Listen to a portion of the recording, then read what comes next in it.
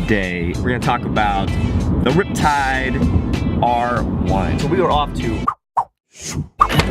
Alki. That's where we're gonna go, or that's where we are. By the way, this is Chris, everybody. Hello. If you're new to Riptide, it's about 6 mile range. So enjoy this beach run. This is Seattle for you, baby. This is the Northwest. All right, let's do it. Here we go.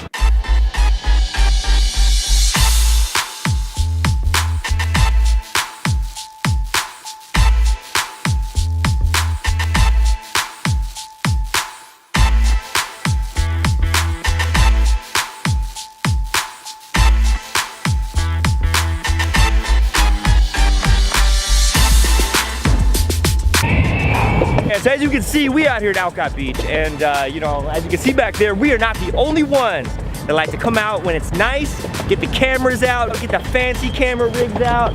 Like I was shooting with a Ronin, you know what I mean? We got all sorts of video content creators out here doing their thing, so that's what we're doing. We're here, we're enjoying the view. Riptide review, here we go.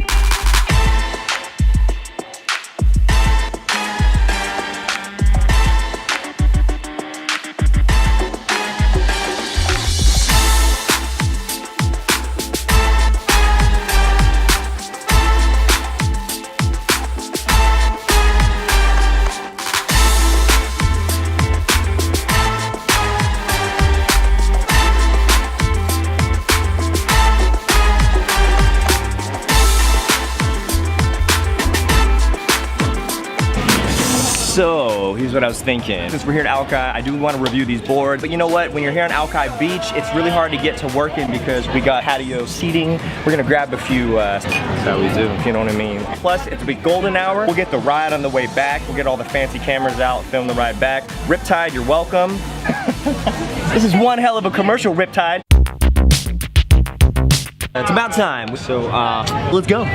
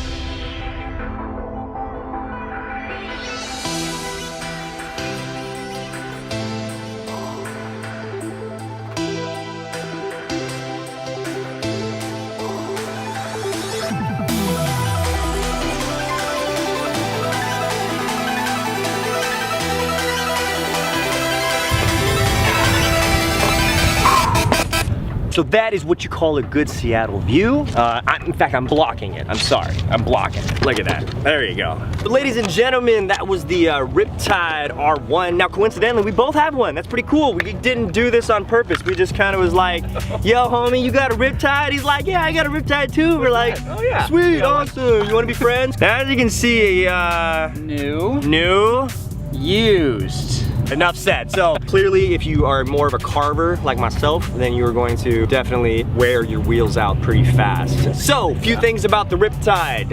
Let's go over the positives first, because I'm not really a negative guy. I really don't want to diss on this product at all, but of course everything has its flaws, so we have to figure out what those are. Positive things about this board. First of all, it is a thrill. 20 miles an hour is pretty good. Torque on this feels great. So when you want to take off from 0 to 10 miles an hour, you're picking up.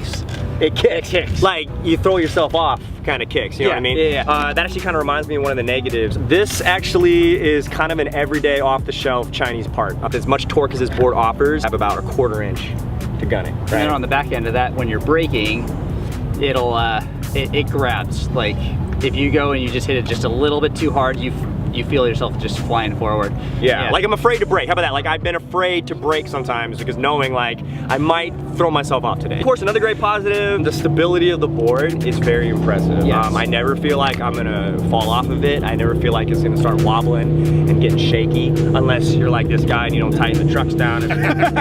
So if your trucks are tightened correctly, then I think, yeah, this board is very stable. Yeah. You can run over rocks, you can run over things like pine cones even. Yeah, I've taken it through a park, just like through the grass. It worked. It worked fine.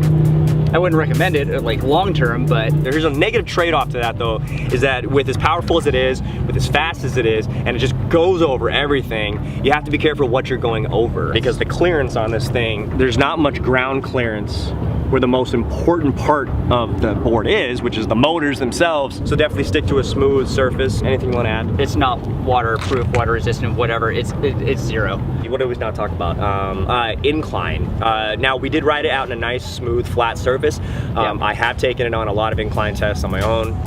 You? Yeah, actually weigh about $140, so I don't know if that plays into it, but... However, you do sacrifice power. So if you decide to take a bunch of hills and you take even a 100-foot hill, you're gonna drain probably half a mile off that battery. Quick, like half a mile, gone. Just, if you're constantly torquing on the motor and you're going fast and slow and then fast and slow, it requires more energy and electricity to use that torque. So if you stay at a consistent speed, I've noticed that I've gotten actually close to 7 miles. Yeah. We have the kiddie mode, right? Yeah. Where you let your kids just run around on it, but then you have your eco mode and you have your pro mode. If you keep it in your eco mode, it'll get you up to that 7-mile range or so. And we did a lot of stop and start just because we're filming. But if we had just ran the boards straight, I'm sure we would have gotten a good solid 5.5 miles out of these things, especially with no incline. But there's people, right? You don't want to run into people. You know, I mean, there's 10 points. Right? Yeah. There's all sorts of variables. So you know, but so anyway, but overall, let's wrap this up. So I'd say overall, man, this is tough. What, are you trying to give it like a 1 to 10 rating? What are you trying to do? I don't know. Okay. Okay, all right. Here's how I'm gonna do it. My recommendation is, if you're gonna buy this board, buy it as a second board. Buy it as something that is a little fun, a little more exciting, something that you can quickly just rip out, take out, rip it around real quick.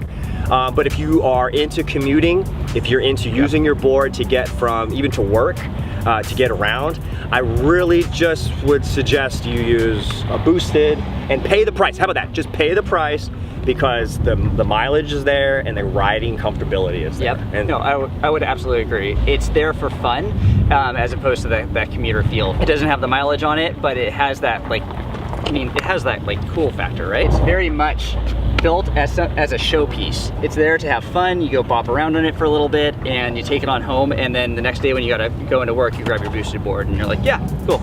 And currently on the market right now, I'd say less than 10% of all the boards that have hit the market, less than 10% have a kicktail. Yeah, very few boards have a kicktail. So I will say that is an advantage for me. I love to skate and I love to turn on a dime. So $400 was our lucky price, okay? We were very lucky to pay $400 because we bought into the Kickstarter. However, if you buy one today, I think it starts at $650. I think it's $650. About $650, $699, somewhere in that range. All right, well, there you have it. Like I said, this is a very unofficial review. If you liked what you saw, hit the like button, because I do like that. It gets the videos around a little bit. And you know, if you have a little time, check out some more of my videos. So definitely hit that subscribe button if you like my videos. But other than that, thanks for watching, you guys. Thanks, Chris, for hanging out today. New Riptide crew right here. So I'll see you guys in the next video. Peace.